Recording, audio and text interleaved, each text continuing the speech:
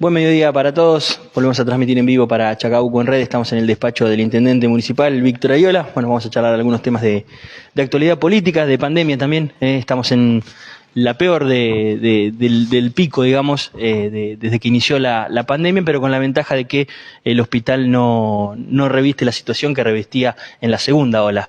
Víctor, buen día. Bueno, ¿cómo estamos con respecto al COVID? Estamos en el pico. Esto tiende a bajar porque se vio alguna disminución de casos. Buen día. Buen día y buen día a la audiencia. Bien, acá estamos trabajando un poco. A ver, con respecto a la pandemia, sí, estamos en un pico de casos que se viene dando en todo el país y en la provincia y también obviamente en nuestra ciudad, donde hay muchos casos positivos, pero tiene poca repercusión en lo que es la internación y en la internación en terapia intensiva y en la mortalidad.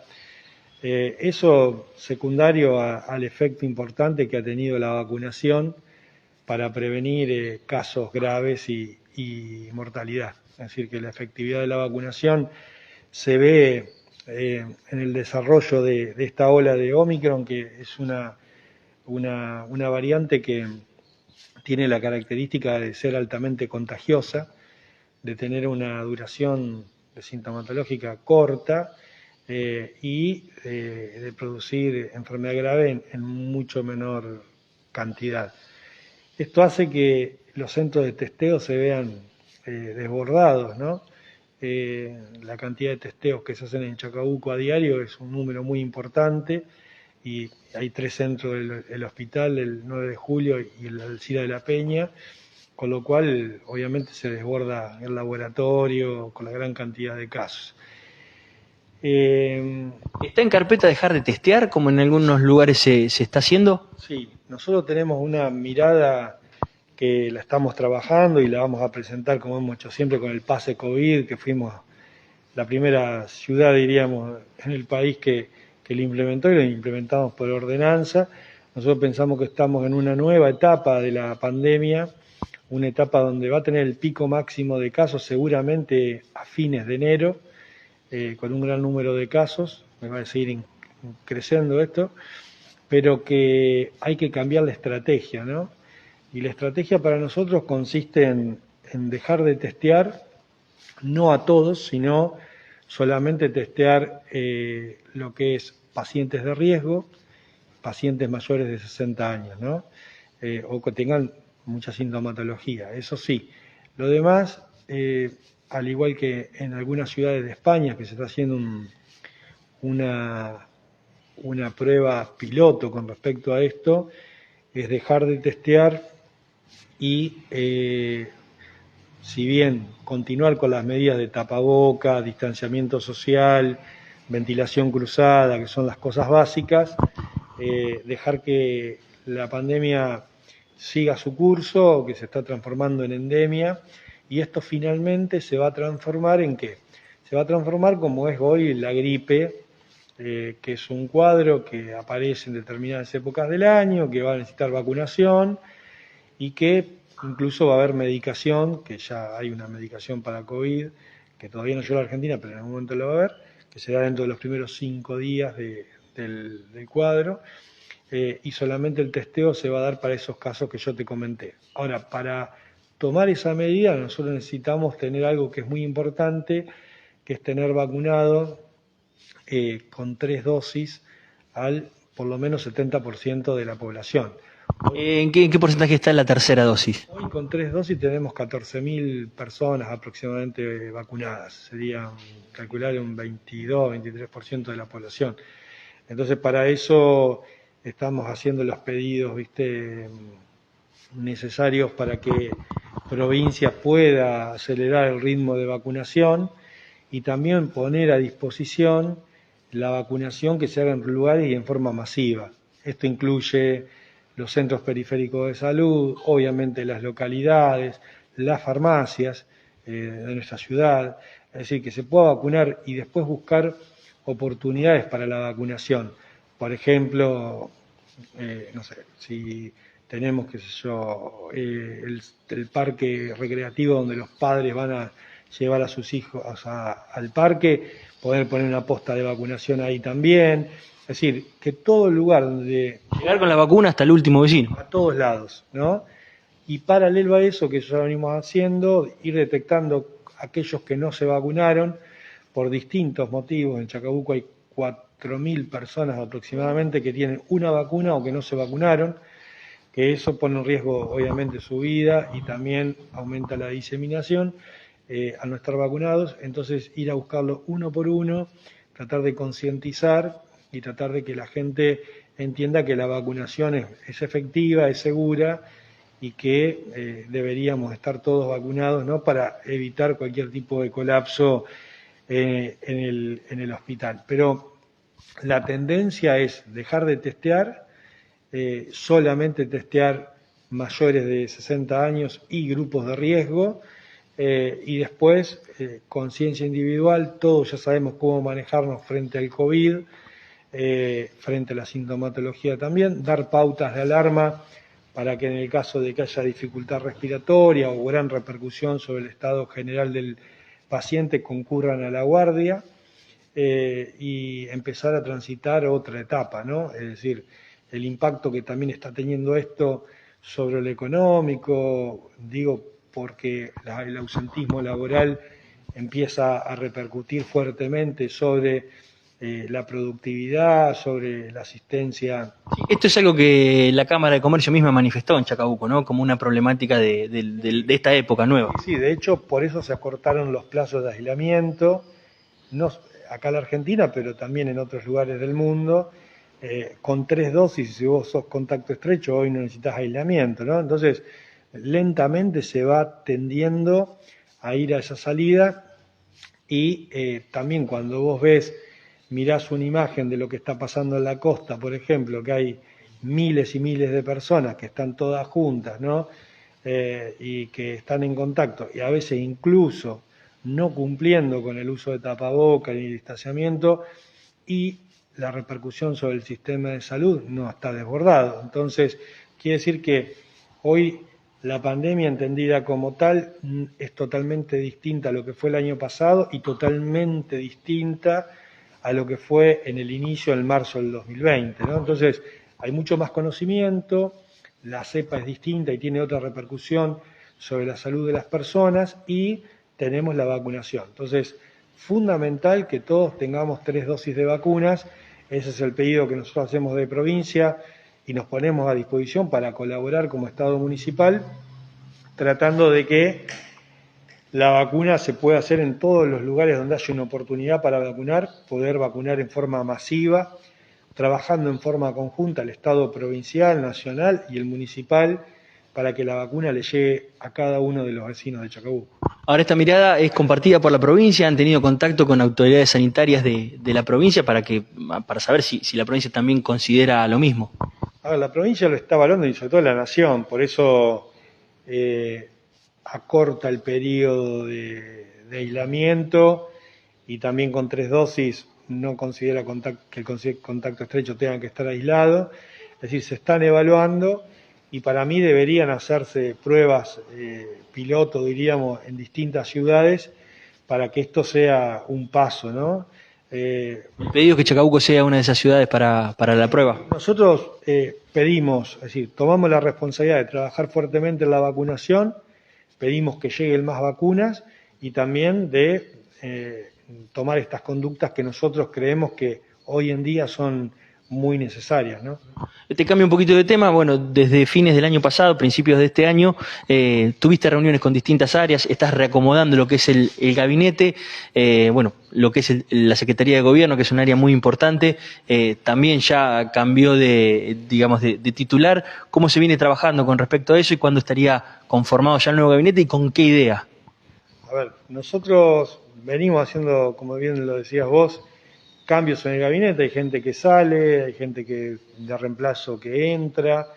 Estamos trabajando a través de Secretaría de Gobierno con Ignacio Orsini, que ya había estado en ese puesto con anterioridad, haciendo un trabajo que tiene que ver mucho con el reordenamiento de las distintas áreas.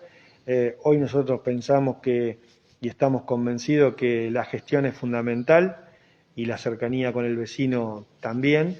y bueno, yo lo estoy tomando como hice obviamente al inicio, con reuniones específicas. De hecho, por ejemplo, todos los martes a la mañana estoy yendo al Corralón a hacer reuniones de gabinete con el área en particular, como así que también con otras áreas, desarrollo social, salud, ir haciendo reuniones de gabinete para ir resolviendo puntualmente cosas que son muy específicas y que necesitan ser resueltas a la brevedad, ¿no? Sin olvidarnos de lo que es eso sería lo urgente, pero sin olvidarnos de lo importante. Nosotros hoy pensamos que la generación de trabajo o de oportunidades laborales es fundamental en el ejercicio de la gestión, y que hoy la gestión, aparte del cumplimiento de los servicios públicos básicos que se deben prestar con total normalidad. De hecho, hemos invertido mucho en maquinaria, estamos ahora en la compra de un nuevo camión compactador que como es 0 kilómetros, que lo vamos a traer en 15, 20 días, estamos esperando la entrega, porque hay retraso en la entrega, pero ya eso lo hemos decidido la semana pasada, que se viene a acoplar a la flota de camiones que nosotros tenemos. Ahora, es un área, por lo que decía el propio subsecretario, que es un área que está bastante complicada con respecto al parque automotor. ¿Qué hay pensado para eso? Porque una de las opciones que hoy se está llevando adelante es el alquiler de maquinaria. Sí, el alquiler de maquinaria solamente alquilamos un compactador alquilamos a la empresa, una empresa que tiene sede en Junín, para sumar a los compactadores que tenemos, ¿no? Pero nosotros hicimos una fuerte inversión hace unos meses atrás de 55 millones de pesos, donde se compró motoniveladora, camión, tractor, bueno, se compró ahora también un regador para la localidad de Rawson, se compró uno para O'Higgins, es decir, se viene tratando de renovar el parque automotor tanto del corralón principal de acá como el de las localidades, que no hay que dejarlo de lado eso porque es muy importante. Y también estamos trabajando, como te decía, compramos un compactador la semana pasada, $135.000, con caja automática, bueno, un compactador de primera generación, porque queremos seguir invirtiendo en lo que es servicios públicos, ¿no? Los servicios públicos son fundamentales y eso hay que invertir y capacitar, obviamente. Así que en eso estamos invirtiendo, y también estamos ahí trabajando la solicitud de un crédito a Banco Provincia, que lo venimos trabajando, ya se hizo la presentación hoy, y que todo eso también va a ir destinado a lo que es la compra de maquinaria. También en seguridad, este año vamos a hacer una inversión cercana a los 50 millones de pesos, tanto para tránsito como para seguridad. Es decir que la inversión, una vez saliendo de la pandemia, que es lo que un poco nos atravesó a todos y como siempre digo, invertíamos 30 millones de pesos mensuales en sedación y analgesia, por ejemplo, para darle seguridad a nuestros pacientes y se ha mantenido la vida a salvo de un montón de vecinos. Ahora que eso no lo estamos utilizando, lo estamos canalizando en la compra de maquinaria, ¿no? que es fundamental. Y por otro lado, consideramos que, como te decía, la búsqueda de oportunidades laborales y ofrecer capacitación es fundamental. Ahí estamos con un proceso, una planificación que tiene que ver, nosotros entregamos subsidios a gente que lo necesita, los subsidios a personas mayores están muy bien, a personas con algún grado de discapacidad que por ahí lo necesita también, a personas que tienen problemas de salud, que tienen que viajar, que tienen que comprar medicación, también es totalmente adecuado. Pero después tenemos una franja etaria donde se reciben subsidios porque la gente lo necesita, que son gente que está en condiciones de poder trabajar. Esos subsidios se van a dar a cambio de capacitaciones laborales. Es decir, que si vos querés un subsidio, el vecino se va a tener que capacitar laboralmente en una determinada rama, y después de esos meses... ¿Quién brindaría esa capacitación? Se va a brindar desde el gobierno municipal. Desde el gobierno municipal, obviamente con capacitadores que por ahí son propios vecinos de Chacabuco en distintas áreas, Y cuando se termine esa capacitación, nosotros para favorecer la inserción laboral vamos a estar trabajando en solventar desde el Estado municipal por un lapso de 6 meses las cargas sociales. Entonces la idea es que el que recibe un subsidio se capacite y después de capacitarse el Estado lo acompañe a insertarse laboralmente. Eso lo venimos trabajando, a la brevedad eso se va a poner en marcha y consideramos que es un camino para que el vecino pueda conseguir trabajo. Es decir, yo recién vengo de una reunión donde me junté con unos vecinos que tienen un taller de costura, que trabajan para afuera, que con mucho esfuerzo, es un emprendimiento familiar, y tienen capacidad para 30 operarios y están con 4, 5, 6 trabajando porque no consiguen gente capacitada en el rubro con capacitación adecuada para poder trabajar. Es decir, no se consigue gente. Me reuní con panaderos hace poco y también con algunos panaderos me preguntan, mira, Víctor, no tenemos gente para trabajar, no hay gente capacitada. Entonces, evidentemente, acá hay una desconexión entre lo que el empresario o el dueño de una pyme necesita y el que busca trabajo, ¿no? Que es la falta de capacitación. Entonces nosotros pensamos que el Estado tiene que estar presente, tiene que capacitar y tiene que acompañar para que esa persona deje de recibir un subsidio y se inserte en el mercado laboral y bueno, empecemos a transformar ese mercado que es tan necesario, ¿no? Y que en Chacabuco se necesita ese tipo de capacitación. Por el otro lado, la próxima semana vamos a tener una reunión con la UTN, con el licenciado Panuncio, estamos trabajando también. La idea nuestra es que articular con educación y con las empresas de Chacabuco, ver qué perfiles laborales técnicos necesita, porque acá necesitamos perfiles laborales técnicos con capacitación técnica, terciaria, universitaria, y también la de oficios, es decir, todo es importante. Entonces, ahí hay que hacer una amalgama de todo eso y buscar respuestas y buscar soluciones a eso y ofrecerle esas posibilidades al vecino, ¿no? Me parece que es un paso que es importantísimo, que lo tenemos que dar, pero lo tenemos que hacer en forma planificada y eso ya se está planificando. El secretario de Hacienda, Esteban Huida, está trabajando con la secretaria de Producción y se está trabajando con Desarrollo Social para oportunidades de capacitación, llegar a tener ese bien tan preciado que es tener un trabajo fijo, estable, que sabemos que eso genera previsibilidad, que genera dignidad, que genera un estado de bienestar en la familia, así que es importantísimo eso. Mencionaste inversión importante en el área de seguridad, es un área que también se está reestructurando. Ayer fue un día en el que hubo 5 hechos de inseguridad, robos importantes, entre ellos el de la Escuela 501.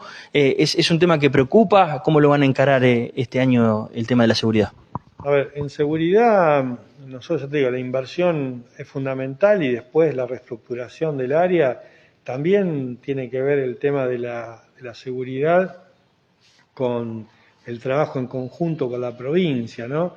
La policía y el Ministerio de Seguridad de la provincia también tiene previsto para este año, según lo que nos dijo el doctor Berni cuando vino a nuestra ciudad, de capacitar y formar 10.000 agentes, entre 10.000 y 20.000 agentes nuevos que estén en la calle, que la policía esté en la calle verdaderamente, invertir en los móviles, invertir en un montón de cosas y en seguridad para quienes nos cuidan, ¿no? Para el chaleco, capacitación, manejo de armas, bueno, un montón de situaciones que nosotros pensamos que es fundamental, ¿no? Que es fundamental porque la seguridad es un bien esencial que se le debe dar al vecino, lo mismo que tránsito, ¿no? Tránsito nosotros es una reestructuración importante, la inversión que viene también es una inversión importante.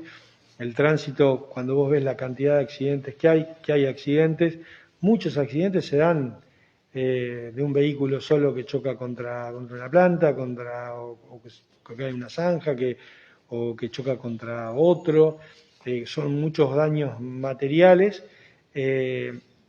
los daños físicos, eso ha disminuido, quizás por mayor protección de los vehículos u otro tipo de cosas, pero hay que trabajar fuertemente en eso y lo consideramos también como algo importantísimo, ¿no?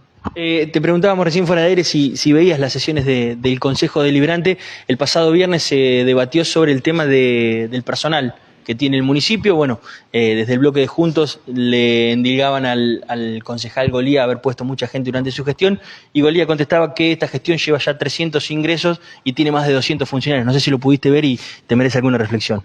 No, te decía que yo a veces las sesiones del Consejo a veces la veo y a veces no. Sí, escuché esos comentarios. Sí, nosotros nomás los 300 y pico del 2015 hasta ahora, pero se jubilaron 400 y pico de agentes. Es decir, vos nombrás, pero también se va jubilando gente, ¿no? Entonces a esos puestos hay que reemplazarlos. La idea siempre nuestra es nombrar, pero nombrar menos de los que se jubilan, ¿no? Porque consideramos que la planta municipal es una planta que está excedida en cantidad de personas, pero obviamente que cuando se jubilan ciertos puestos específicos hay que reestructurar y hay que nombrar gente. Es verdad lo que dice el concejal, que nosotros hemos nombrado esa cantidad de gente, sí, es que es totalmente verdad, pero también es cierto que se ha jubilado mucho más de lo que nombramos. Con respecto a la gente que se nombró antes, me parece que quien gobierna y llega a un gobierno para gobernar, no tiene que echarle culpas al pasado, porque yo sabía cuando asumía en el 2015 en qué situación estaba el municipio. La responsabilidad de gobernar absoluta es del intendente, ¿no? Entonces, yo no miro hacia el pasado, sino que trato de mirar hacia el futuro y trato de no hacer críticas sobre lo que pasó, porque primero me parece que no suma. ¿Crees que no es el camino el que están tomando los concejales de Juntos de estar todo el tiempo hablando de la gestión de Golía? No, yo eso no hago una evaluación, porque también Golía hace una evaluación de la gestión anterior, de la anterior, de 2015, 2019, 2019 de la actualidad. Son discusiones que yo diría teóricas que se dan en un ámbito de representación democrática como es el Consejo Deliberante. Es válido, pero el vecino hoy lo que necesita es que la política se deje de enrostrar cosas de un lado y del otro y que se ponga a resolver los problemas que son agenda de la gente, ¿no? La política se ha ido alejando de la agenda de la gente. La agenda de la política, cuando vos la comparás con lo que la gente necesita, es totalmente distinta, ¿no? Entonces, eso genera descreimiento, genera bronca en la gente, más todo lo que pasa y lo que le pasa a la gente después de haber salido de 2 años de estar saliendo todavía de más de 2 años de pandemia, o casi 2 años de pandemia, la situación económica del país que es compleja, ¿no? Entonces, cuando vos evaluás todo eso, me parece que si la política no se pone a trabajar en cosas puntuales, es decir, nosotros podemos haber nombrado gente, la otra parte puede haber nombrado, pero eso a la gente no le cambia la ecuación. Lo que le cambia a la gente es que haya tanto concejales de un lado y como del otro que estén trabajando en ver cómo se le resuelven los problemas a la gente, ¿no? Más allá que el Ejecutivo trabajamos las 24 horas todos los días para resolver esos problemas de la gente. Pero a mí me parece que tenemos que trabajar en ese sentido y estamos convencidos que ese es el camino, ¿no? El camino de ser sinceros, de dar respuestas y no jugar tampoco con las necesidades de la gente, ¿no? Yo el otro día miraba un comunicado, por un lado dicen que el problema de la falta de agua a veces que se da por el corte de energía eléctrica, que finalmente no se terminan llenando los pozos, que eso se da en una de las situaciones, no en todas, algunas es porque la red se extendió y necesitan más pozos que los que estamos construyendo. Ahora pronto vamos a volver a poner en funcionamiento, después de más de 12, 13 años, el tanque del barrio Fonavi, que eso va a dar presión ahí, se habilitó el pozo del San Cayetano, se habilita dentro de poquito el pozo de la Plaza Belgrano, que le va a dar todo. Ahora, por un lado ellos dicen que la energía eléctrica no tiene que ver con los pozos, y por otro lado el instituto no sé cuánto dice que hay que poner un grupo electrógeno por cada pozo. Entonces, ¿en qué quedamos? ¿Tiene que ver la electricidad con el suministro de agua o no? ¿No? Si vos me estás diciendo que tengo que poner un grupo electrógeno, cosa que es imposible, en ninguna ciudad del mundo existe un grupo electrógeno por cada pozo. Eso es tomarle el pelo a la gente, ¿no? Eso es chicanear. Chicanear significa usar un ardid, una verdad a medias para jugar con las necesidades de la gente. Y me parece que por ahí no es, ¿no? Por ahí no es. Entonces, me parece que la discusión se tiene que elevar a discutir verdaderamente cómo se resuelven esos problemas, ¿no? Nosotros tenemos nuestra visión, tenemos un estudio serio hecho por la Universidad Nacional de La Plata, donde, en el caso del agua puntualmente hablando, ¿no? Pero bueno, ahí están los determinantes, los factores, la multiplicidad de causas y un montón de cosas más que hay que resolverlo y que en eso nos estamos ocupando. Por eso te decía de estas inversiones, que ahora estamos también tramitando un pozo para Cuchacucha. Es decir, en Cuchacucha hay un pozo que, mientras Cucha fue la ciudad pequeña que era, funcionó. Ahora muchos han ido a hacer inversiones inmobiliarias y ha crecido, por eso Cucha se transforma en localidad, es la localidad más joven de la provincia de Buenos Aires, pero necesita también que haya una delegación, que haya maquinaria, que haya más pozos de agua, más prestación de servicio, y ahí hay que hacer las inversiones necesarias. También, y esto lo hemos tratado en gabinete, y debería ser así, estamos viendo la manera, vemos muy bien las inversiones inmobiliarias de sectores privados, pero no sirve con lotear un terreno y después que todo lo pague el Estado municipal, el agua, los servicios, ¿no? Entonces me parece que las inversiones inmobiliarias deben ir acompañadas. ¿Eso no es así por ordenanza? No es así técnicamente, es decir, a veces vos ves que hay publicidades donde dice se vende lote con servicio y los servicios todavía no están o todavía no llegaron. Entonces ahí hay que pedir el compromiso también de esos desarrolladores inmobiliarios que vengan a aportar un grano de arena, si se quiere, al Estado municipal, pero más que el Estado municipal, a la ciudad de Chacabuco, con inversiones también, ¿no? Entonces es importantísimo el trabajo en conjunto. Nosotros estamos trabajando el tema ese fuertemente, porque seguramente hay muchos desarrolladores inmobiliarios que tienen las ganas de poder invertir, no solamente en el loteo y hacer un negocio, sino también en invertir en servicios, en que le lleguen más cosas a la gente y que la ciudad pueda seguir creciendo, ¿no? Nos quedó pendiente ahí la pregunta de la planta de funcionarios que tiene tu gabinete. Funcionarios, debe haber 68, 70 funcionarios en total. Se hace una evaluación de los subdirectores, los cuales la mayoría de los subdirectores fueron nombrados con anterioridad, que no hace el caso, pero son subdirectores al fin. Es un cargo de carrera de la municipalidad que tiene el empleado municipal. El empleado municipal ingresa con una categoría y después, en el desarrollo de su vida laboral dentro del municipio, al cargo máximo que puede llegar es el subdirector. No es un funcionario político el subdirector, sino que es un funcionario de la carrera de trabajador municipal. Es otro dato que se utiliza en forma totalmente para chicanear y para crear un relato que no es real. Y en eso están los papeles, están los números, en eso Estaban pidiendo el organigrama desde el bloque del Frente de Todos, ¿lo van a presentar? Sí, obviamente el organigrama incluso va a estar, una vez confeccionado y terminado, está publicado tanto en el boletín oficial, va a estar publicado, como en la página del municipio. Es un dato público que pueden acceder todos los vecinos, ¿no? Es una cuestión que, es más, nosotros queremos obviamente que cada vecino sepa cómo es el organigrama, quién es el responsable de cada área, para que si el vecino tiene una necesidad puntual específica, se pueda comunicar con ese funcionario, ¿no? Ya para ir cerrando, este año va a ser un año de obra pública.